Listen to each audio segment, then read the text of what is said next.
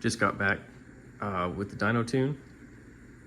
This is after dyno tune, so I drove it all the way there, about 30 minutes, tuned it with PSA performance, and drove it all the way home. So no major problems came up. Dyno tune went really smooth, and I'm pretty happy with the power that it put down. I'll put some information about the exact numbers that it made with the graph and everything, but it made 302 horsepower at the wheels, and 257 and some change torque to the wheels.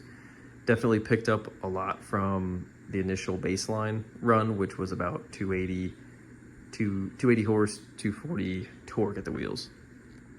So overall, really happy with the tuning. Derek with PSA Performance was able to help me out, get it tuned, install the ECU tech or AccuTech and everything like that. So definitely recommend them for tuning purposes.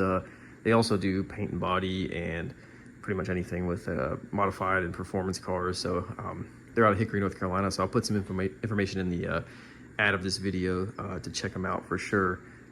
They do great work, and just an overall great shop. They've done several things here and there for me over the years.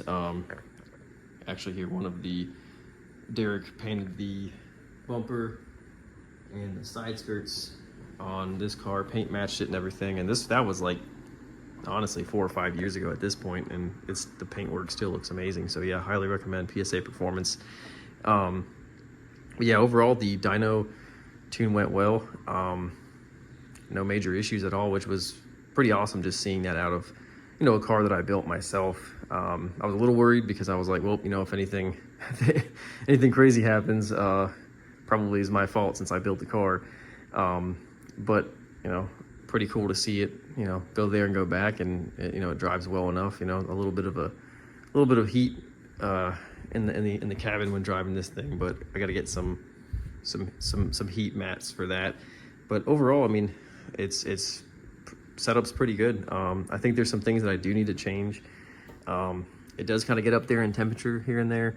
I just got a cheap overflow, and you can probably see there's a little bit of coolant, when it gets up to temperature, and it's like, in traffic, it sometimes will push some out of that reservoir. So I think I need to go to like the Koyo Enflow radiator and do like a swirl pot setup. I think GK Tech, maybe Chase Bays probably sells it as well.